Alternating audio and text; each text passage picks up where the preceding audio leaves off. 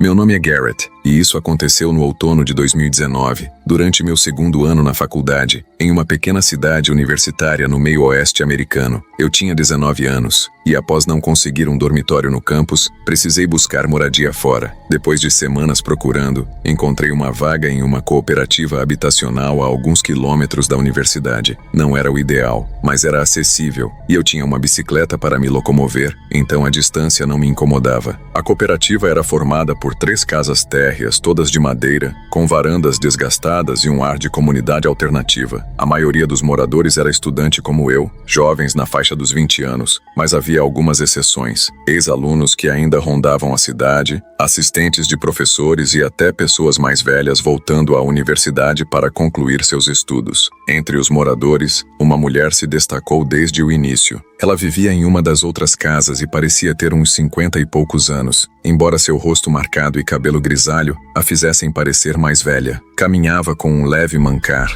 como se tivesse uma lesão antiga, e mantinha uma expressão vazia, quase ausente. Raramente falava, e quando o fazia, era em monossílabos, evitando contato visual. Ninguém parecia saber muito sobre ela, nem mesmo seu nome. Presumi que tivesse algum vínculo com a universidade, talvez fosse uma ex-professora ou funcionária, mas ninguém confirmava, e eu não me sentia à vontade para perguntar. Havia algo nela que me deixava inquieto, como se sua presença carregasse um peso que eu não conseguia explicar. A cooperativa tinha uma cozinha comunitária, um espaço amplo com mesas de madeira e eletrodomésticos antigos, onde todos se reuniam para cozinhar ou conversar. Era estranho porque as outras 2 casas tinham cozinhas próprias, mas essa mulher aparecia na nossa com frequência. Ela não cozinhava, não comia, nem se juntava às conversas. Ficava parada, às vezes encostada na parede, outras sentada em um canto, apenas observando. Seus olhos pareciam vagar pela sala, mas em certas ocasiões eu sentia que me fixavam. Certa vez, enquanto eu e outros estudantes ríamos e preparávamos o jantar, troquei olhares com ela. Seu rosto permaneceu inexpressivo, mas havia uma intensidade em seu olhar que me fez desviar os olhos rapidamente. Tentei ignorar, dizendo a mim mesmo que era paranoia, mas o desconforto só crescia. Uma noite, enquanto fazia lição de casa no meu quarto, olhei pela janela por acaso. Era tarde, por volta das 22 horas, e o ar estava frio, com aquele cheiro de outono. Lá estava ela, parada no meio da rua, sob a luz fraca de um poste, não na calçada, mas no asfalto, olhando diretamente para minha janela. Meu quarto ficava no térreo, então eu podia vê-la claramente. Seu rosto estava voltado para mim, e mesmo à distância, senti um arrepio. Não sei porquê, mas acenei, tentando ser educado, talvez para quebrar a tensão. Foi um erro. Ela deu alguns pulos, como se estivesse animada, e correu em direção à sua casa. Meu estômago embrulhou. Não era só o fato de ela estar ali, mas a certeza de que ela sabia qual era o meu quarto. No dia seguinte, puxei conversa com um colega de casa, Tom, um veterano que parecia saber de tudo. Perguntei sobre a mulher. Ele deu de ombros e disse que ela sempre esteve por aí e que era melhor não dar atenção. Ela é estranha, mas inofensiva, disse, sem me olhar nos olhos. Insisti, mas ele não tinha detalhes, apenas repetiu o que ouviu quando se mudou. Não satisfeito, falei com um morador mais velho que vivia na casa dela. Ele confirmou que ela tinha alguma ligação antiga com a universidade, talvez como ex-funcionária, e que era peculiar, mas nunca causara problemas. Perguntei por que ninguém achava isso estranho, e ele respondeu que o administrador da cooperativa decidia quem morava ali, e ninguém tinha controle sobre isso. Não era a resposta que eu queria, mas não podia fazer nada. Tentei seguir em frente, ignorando a sensação de ser observado. As coisas pioraram algumas semanas depois. Era uma noite fria de outubro, e eu estava voltando de uma aula noturna. Ao abrir a porta da casa, senti o corredor estranhamente silencioso. Fui até meu quarto, mas, ao passar pela porta, quase trombei com ela. Lá estava a mulher, parada bem em frente à minha porta, no escuro, por volta da meia-noite. Meu coração disparou. Ela não disse nada, nem se moveu imediatamente. Apenas me encarou por um segundo com aquele olhar vazio, antes de se virar e caminhar lentamente pelo corredor, desaparecendo na escuridão. Fui para o quarto, tranquei a porta e passei a noite em alerta, incapaz de dormir. Por que ela estava ali? O que queria? Dias depois percebi que a chave do meu quarto havia sumido. As casas da cooperativa eram antigas, originalmente parte de um hotel, então cada quarto tinha sua própria fechadura. Eu sempre trancava a porta, diferente da maioria dos moradores que a deixavam aberta. Perder a chave me irritou, porque fazer uma cópia era um gasto extra que eu não podia bancar. Usei a chave reserva, mas a sensação de insegurança cresceu. Comecei a notar pequenos detalhes, pegadas leves de poeira no corredor, como se alguém tivesse passado por ali descalço, ou a sensação de que objetos no meu quarto estavam fora de lugar. Então, veio a pior noite. Era uma terça-feira por volta das 2 da madrugada. Acordei sem motivo aparente, com o coração acelerado. Fiquei deitado, tentando entender o que me tirou do sono, quando ouvi um som. Batidas suaves, vindas do armário do meu quarto, eram ritmadas, a cada 20 segundos, como se algo estivesse se movendo lá dentro. Não sou de me assustar facilmente, mas aquilo era diferente. Levantei da cama em silêncio, controlando a respiração. Peguei uma lanterna e me aproximei do armário, sentindo o pulso na garganta. Em um movimento rápido, abri a porta e gritei, esperando assustar qualquer intruso. Lá estava ela, a mulher, agachada no canto do armário, segurando uma das minhas gravatas enrolada no pescoço como um laço. Na outra mão, uma faca de cozinha brilhava sob a luz da lanterna. Seus olhos estavam arregalados, fixos em mim, com um brilho que não consigo descrever. Gritei novamente, agora de puro pânico. Ela se lançou na minha direção, a faca apontada para mim. Por instinto, agarrei seu braço e a joguei no chão, desarmando-a. Ela era pequena e frágil, mas lutava com uma força inesperada, mordendo e arranhando enquanto eu a segurava. Gritei por socorro, e logo ouvi portas batendo no corredor. Meu colega Lee correu para ajudar, e juntos a imobilizamos até a polícia chegar. A mulher não disse uma palavra enquanto a algemavam. Encontraram minha chave no bolso dela, junto com outros itens pessoais meus, como um caderno e uma caneta. O resto da noite foi um borrão. Só semanas depois descobrimos a verdade. Ela era irmã do administrador da cooperativa, que a deixava morar ali sem registro oficial, apesar de seus graves problemas de saúde mental. Ele foi preso por negligência e outras acusações. A mulher foi internada, mas ninguém soube me dizer por que ela parecia tão obcecada por mim. Era como se eu tivesse despertado algo nela, talvez por aquele aceno idiota pela janela. Eu me mudei da cooperativa no semestre seguinte. Não conseguia mais dormir naquele quarto, sabendo que ela esteve tão perto, com uma faca me observando. Até hoje, quando penso na faculdade, aquela noite volta à minha mente. E me pergunto, o que teria acontecido se eu não tivesse aberto o armário? Meu nome é Clara e sou aposentada. Há mais de 20 anos vivo com meu marido, Benjamin, em uma casa térrea de 2 andares, num bairro tranquilo de uma cidade pequena no interior dos Estados Unidos. O bairro é daqueles onde todos se conhecem, as crianças brincam na rua e o silêncio da noite é quebrado apenas pelo canto dos grilos. Nossos filhos já cresceram e saíram de casa, então passo meus dias na varanda da frente, tricotando, lendo um bom livro ou mergulhada em meus podcasts favoritos de crimes reais. Há algo sobre essas histórias de suspense que me fascina, talvez porque nossa vida aqui seja tão pacata. Benjamin, sempre mais prático, prefere consertar coisas na garagem ou assistir a jogos de beisebol, mas ele gosta de me ver animada com meus mistérios. No último ano, por volta da primavera de 2024, um novo vizinho chegou à casa do outro lado da rua. Seu nome era Quinn, um jovem de uns 25 anos, com um sorriso fácil e uma energia vibrante. Ele dirigia um BMW prata reluzente, sempre estacionado com cuidado na garagem, e usava roupas que pareciam saídas de uma revista. Camisas de marca, óculos escuros estilosos e tênis que deviam custar mais do que meu sofá. Era evidente que tinha dinheiro, ou pelo menos queria que todos pensassem isso. Apesar do estilo chamativo,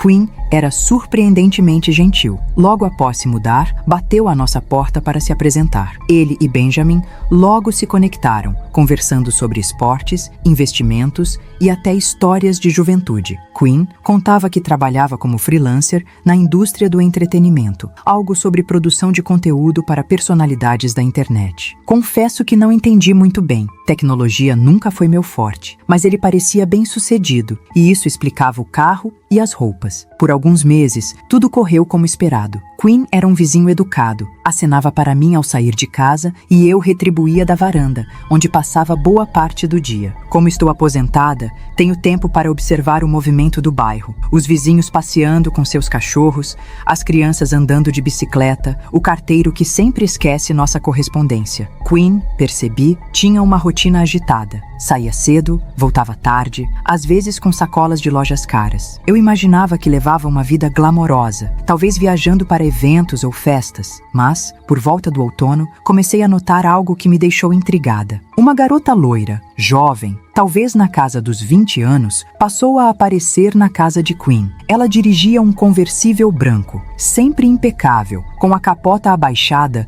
mesmo em dias frios. Usava roupas que eu achava um pouco exageradas, saias curtas, tops brilhantes, saltos altos que ecoavam na calçada. Não era exatamente o tipo de estilo que se via em nosso bairro familiar. No começo, pensei que fosse a namorada dele, talvez com uma chave para cuidar da casa enquanto ele estava fora. Ela aparecia regularmente, sempre quando o carro de Quinn não estava na garagem. Entrava, ficava por 1 ou 2 horas e saía, sem nunca cruzá-lo. Aquilo me pareceu estranho. Por que ela ia à casa dele na ausência dele? Será que estava regando plantas, alimentando um animal de estimação? Mas Quinn nunca mencionou ter um gato ou cachorro. Certa vez, comentei com Benjamin enquanto tomávamos café na cozinha. Você já viu aquela garota na casa do Quinn? Perguntei. Ele riu e disse para eu parar de bisbilhotar. Que jovens namoram de jeitos diferentes hoje em dia. Talvez ela seja a namorada dele, Clara. Deixa os dois em paz. Concordei, mas minha mente, treinada por horas de podcasts de crimes reais, começou a tecer teorias. E se ela não fosse quem parecia? E se estivesse pegando algo da casa? Tentei me convencer de que era só curiosidade de vizinha, mas o desconforto persistia. Uma tarde,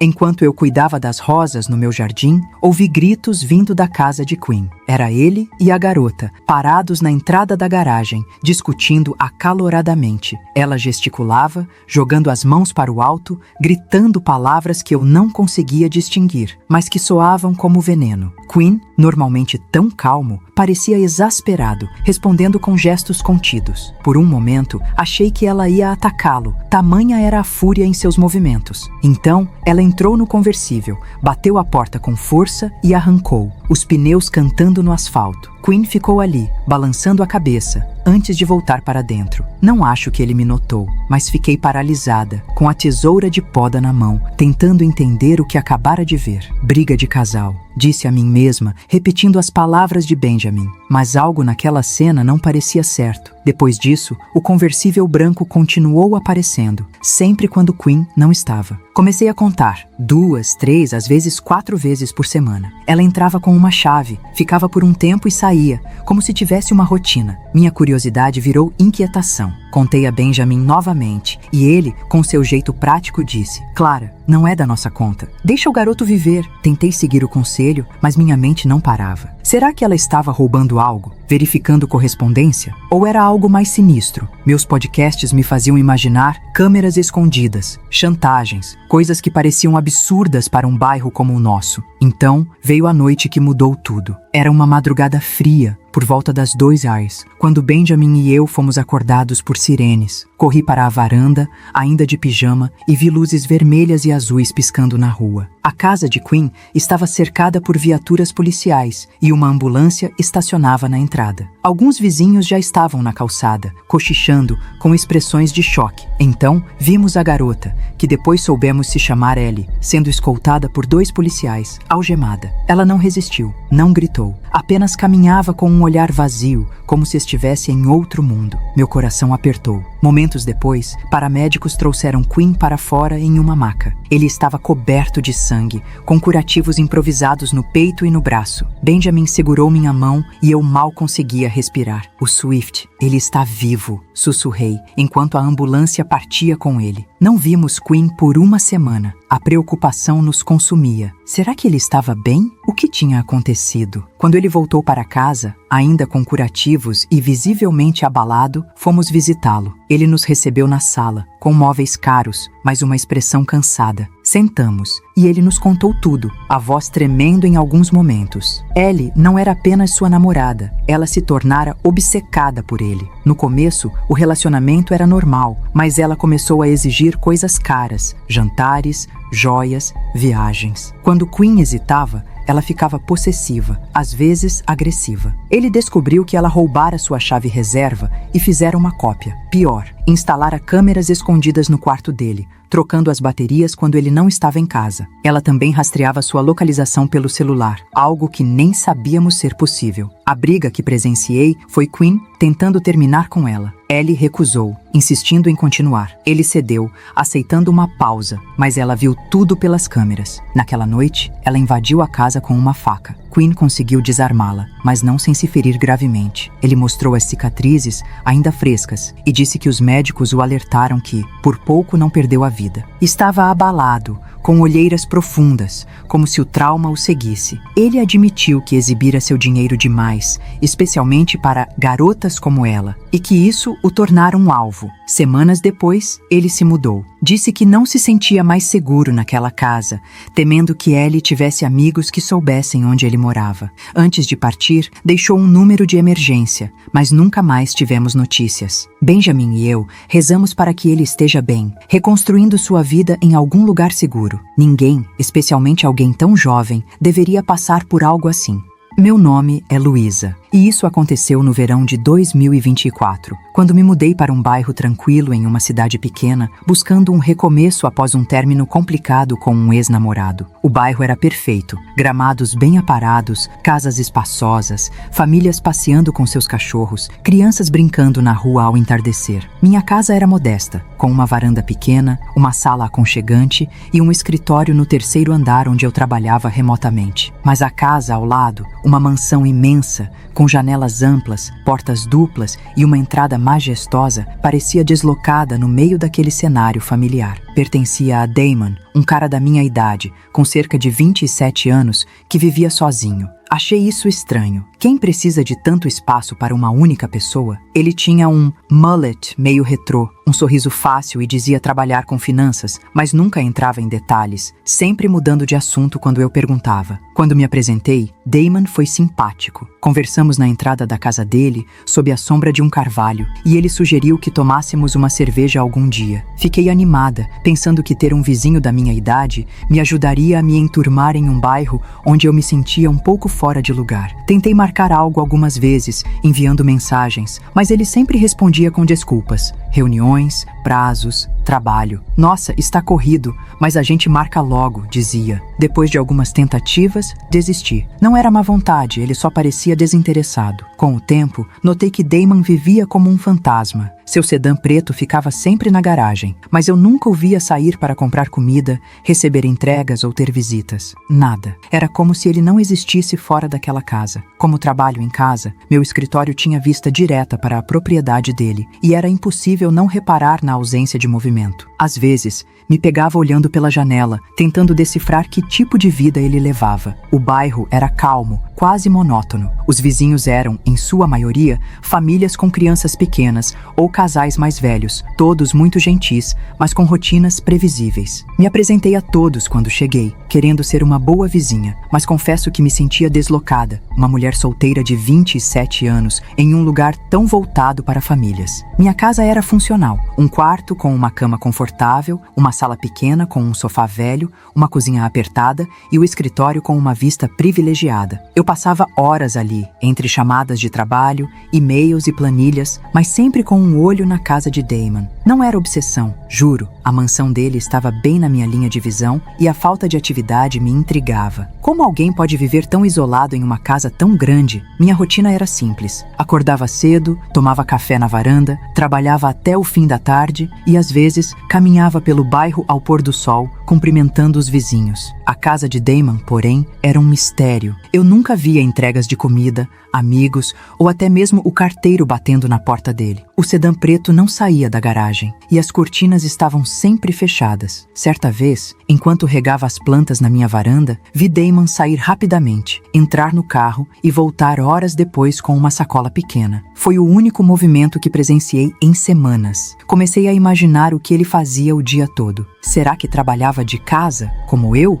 Será que viajava e eu simplesmente não notava? Minha curiosidade crescia, mas eu tentava não me deixar levar. Uma noite, uma quarta-feira, por volta das 2 horas da manhã, fui acordada por um som alto. Durmo com as janelas abertas, então o barulho me atingiu sem filtro. Música alta, risos, vozes, copos tilintando, o som inconfundível de uma festa. Levantei da cama confusa e corri para a janela do escritório. Na entrada da casa de Damon, havia cerca de 7 carros estacionados, sedãs, SUVs, até um conversível vermelho que parecia caro. Finalmente o cara resolveu socializar, pensei, mas era estranho. Era o meio da semana e o volume estava tão alto que parecia sacudir o bairro. Como ninguém mais estava reclamando. Os vizinhos tinham filhos pequenos, janelas abertas. Alguém deveria ter notado. Vesti um moletom, calcei os tênis e decidi ir até lá, pedir que baixassem o som. Não sou de me meter, mas precisava dormir. Cheguei à casa de Damon e bati na porta. Nada. Bati de novo, mais forte. Silêncio. A porta estava entreaberta,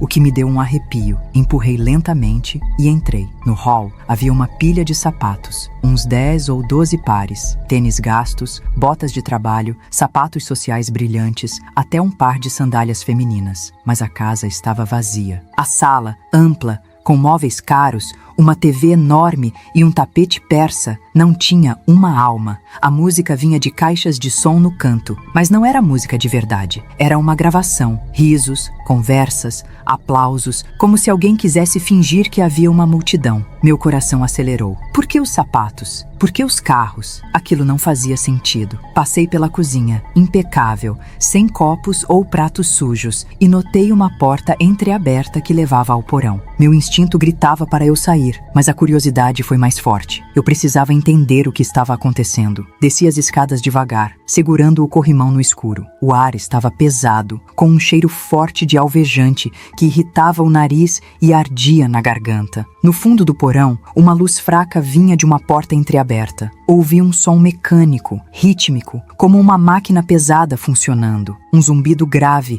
que vibrava no peito. Cheguei mais perto, com os pés leves no chão frio, e vi 3 homens, mais velhos, talvez na casa dos 50 anos, parados de costas para mim. Usavam roupas de trabalho pesadas, óculos de proteção e luvas de borracha grossas, como se estivessem em um canteiro de obras ou laboratório. Eles olhavam fixamente para algo fora do meu alcance, algo que parecia ser a fonte do som. Não consegui ver o que era, mas o cheiro químico e a tensão no ar me fizeram gelar. Percebi que eles usavam botas, o que tornava os sapatos no hall ainda mais estranhos. Quem eram esses homens? O que estavam fazendo? O medo tomou conta. Minha respiração ficou curta e senti um nó no estômago. Comecei a recuar, tentando não fazer barulho. Meus tênis rangeram no chão e rezei para que o som da festa abafasse. De repente, a luz no porão escureceu, como se alguém tivesse fechado a porta. Meu coração disparou. Corri a escada acima, tropeçando em um degrau. Atravessei a casa e saí pela porta da frente, pulando a cerca do meu quintal para não ser vista. Entrei em casa pela porta lateral, tranquei tudo com as mãos trêmulas e subi ao escritório, apagando todas as luzes. Da janela, escondida atrás da cortina, vi cerca de 8 homens saindo da casa de Damon, olhando ao redor como se procurassem algo. Eram todos mais velhos, com roupas parecidas com as dos homens do porão, jaquetas pesadas, botas sujas. Damon não estava entre eles. Pareciam discutir, gesticulando com raiva, mas não ouvi o que diziam. A música parou de repente e, antes do amanhecer, todos os carros haviam sumido. Na manhã seguinte, a casa de Damon estava silenciosa. O sedã preto não estava na garagem. Tentei me convencer de que tinha sido um mal-entendido, talvez uma reunião de trabalho que saiu do controle, mas os sapatos, a gravação, os homens no porão, nada se encaixava. Fui falar com os vizinhos, começando pelos Johnsons, que têm 3 filhos pequenos e janelas sempre abertas. Perguntei se tinham ouvido a festa. Eles me olharam confusos. Que festa? Não ouvimos nada. Tentei com a dona Clara, uma viúva que reclama até do som de uma folha caindo. Luísa, estava tudo quieto, disse ela. Comecei a duvidar de mim mesma. Como ninguém notou, aquela música era ensurdecedora. Tentei racionalizar. Talvez fosse um evento privado, talvez eu tivesse exagerado, mas os sapatos, os carros, o cheiro de alvejante, tudo apontava para algo errado. Dias depois, dei uma olhada na casa de Damon, espiando pelas janelas. Estava vazia, como se ninguém tivesse morado ali. Não havia móveis fora de lugar, nem sinais da festa. O sedã preto não voltou. Pacotes começaram a se acumular na varanda e a grama cresceu descontrolada, dando à mansão um ar abandonado. Falei com outros vizinhos, tentando entender se alguém sabia algo sobre Damon. Ninguém tinha detalhes. Ele era reservado, disse um. Quase não falava com a gente, disse outro. Minha mente girava com perguntas. O que vi no porão? Um esquema ilegal? Algo pior? A gravação da festa? Os sapatos? Os homens? Tudo parecia uma encenação elaborada. Mas para quê? E por que ninguém mais ouviu? Semanas viraram meses e a casa continua deserta. A grama está alta, os pacotes apodrecem na varanda e o bairro segue como se nada tivesse acontecido. Ainda olho pela janela do escritório, esperando ver Damon voltar, mas no fundo, sei que ele não vai. Às vezes, revisito aquela noite na minha cabeça, tentando encontrar sentido. Será que era uma operação secreta? Um experimento? Ou algo mais sombrio? O cheiro de alvejante, o zumbido da máquina, os homens de luvas, tudo me faz pensar que entrei em algo que não deveria. Até hoje, não tenho respostas. A casa de Damon permanece como um vazio silencioso, um lembrete de que algumas coisas são melhor não investigadas. Mas às vezes à noite, quando o bairro está quieto, sinto um arrepio, como se alguém estivesse me observando daquelas janelas escuras.